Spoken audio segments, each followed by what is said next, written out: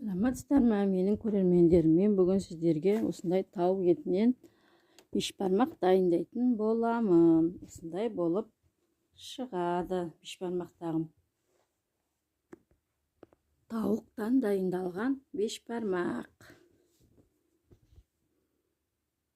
Жасай қоюға оңай, тез пісетін тағам бешбармақ тауық етінен. Оған әуелі мен қамырын басып дайындап алдым. Тұзым кішкене. Оған бір дана жұмыртқамды салдым.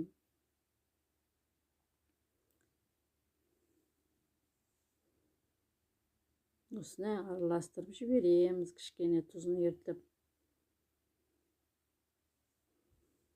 Енді осыған суымызды құйып, қаттылау етіп, қамыр басамыз.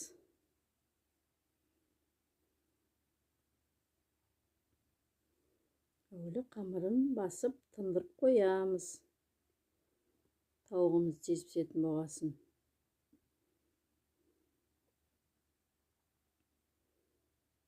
Дайындап жатқан қамырым бешбармақтың тауық етінен. Осылай етіп, қаттылау қылдырып, қамыр басып аламыз. Сіздер де жасап көріңіздер, оңай әрі жылдам пісетін тағам түрі.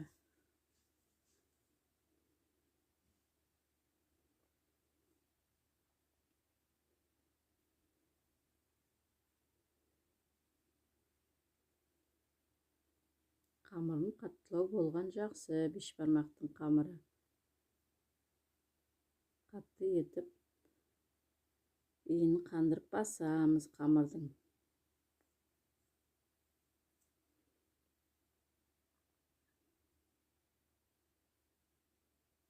Енді осы басқан қамырымызды салапанға салып, тындырып қоямыз кішкене.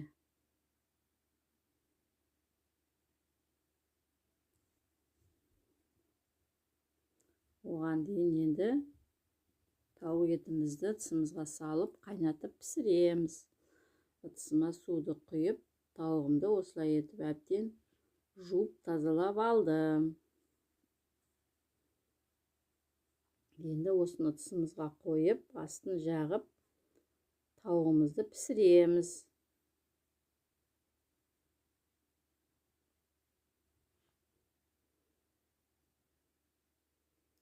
Осылай әбден пісіреміз тауығымызды, тұзын салып жібереміз.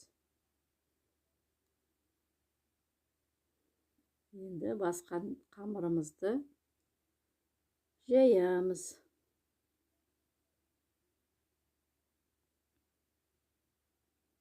Тағы бір басып жіберіп, екі бөлшекке бөліп алдым.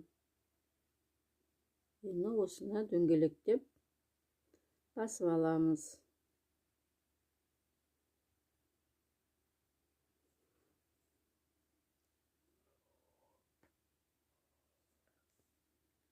Басқан қамырымыздың біреуін қайтадан салафанға салып, біріншісін қамырын жаямыз.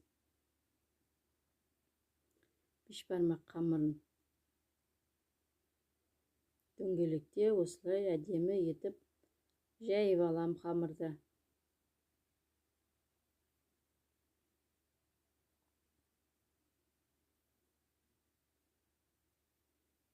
Иіні қанған қамыр жақсы жаюға жақсы болады.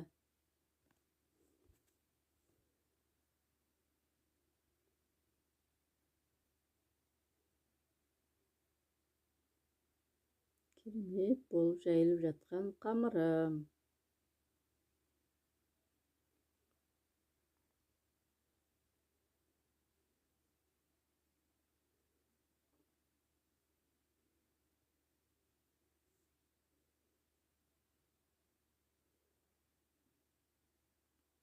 Сіздер де осылай жасап көріңіздер. Міне менде жайған қамырым. Езілмейді, жыртылмайды. Ұстағанда да, умаждағанда да қолға ыңғайлы. Керемет болып жайылған қамыр. Міне мен екеуінде жайып алдым қамырымның. Енді осыны бірінің үстіне бірін екеуін беттестіріп, қамырымызды кесеміз.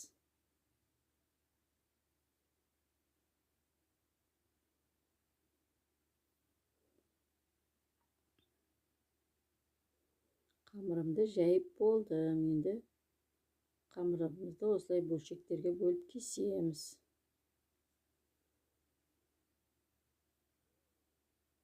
Міне жайған қамырым осындай болып шығады.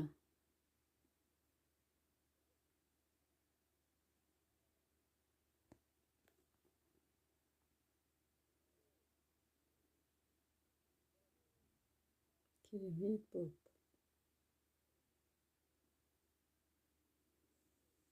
Енді қайнап жатқан тауығымыздың үстіне картобы мен сәбізін саламыз. Піскенше. Барын бір қайнатып тағы пісіреміз. Жуып ашып дайындап қойған картобы мен сәбізім. Осында да салып пісіреміз. Картобымыз бен сәбізімізді.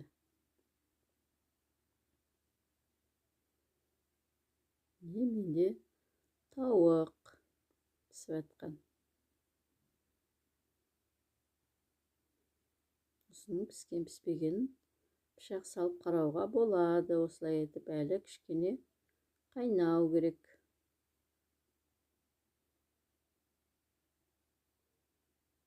Міне қайнап жатқан пісіп тұрған тауық еті мен картобым. Осыларды енді осылай сүзіп ыдысымызға салып аламыз піскендерін.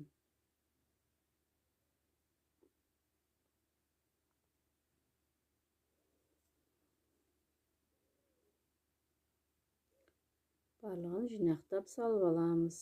Енді осы қайнап жатқан сорпамыздың үстіне жаңағы үйленген қамырымызды салып пісіреміз.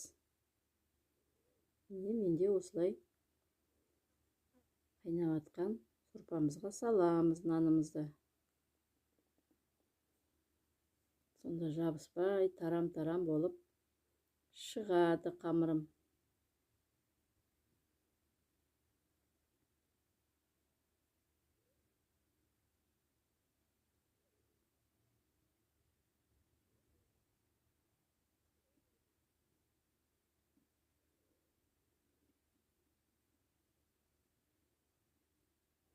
Енді осының қайнап піскенін күтеміз. Бетін жауып қоямыз. Қайнағанда міне қайнап жатқан наным. Қолдан ысқасын нанымыз тез піседі. Міне тарам-тарам болып осылай болып пісіп шығады наным. Бешбармақ қамыры. Енді тағы да кішкене қайнатып аламыз. Бетін жауып. Міне менде піскен қамырым түсіріп алдым. Енді осы қамырымызды жаймамызға салып түсіріп аламыз.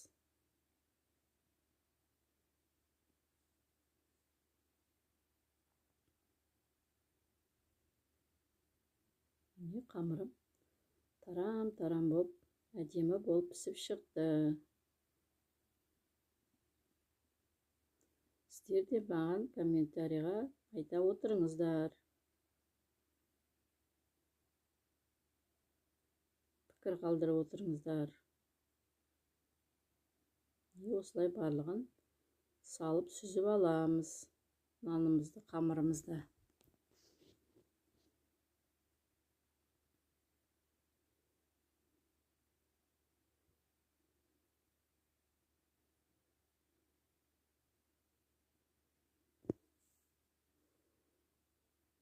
Міне наным дайын, түсіріп алдым наным барын.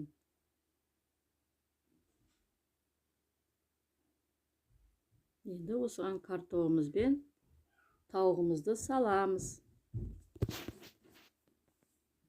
міне менде тауығым піскен. Осындай болып шығады. Міне барлығын турап болдым.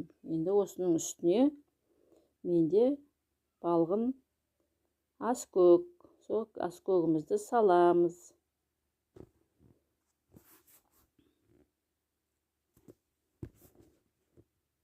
Міне менің қамырым жабыспай, езілмей, керемет болып шықты қамыры.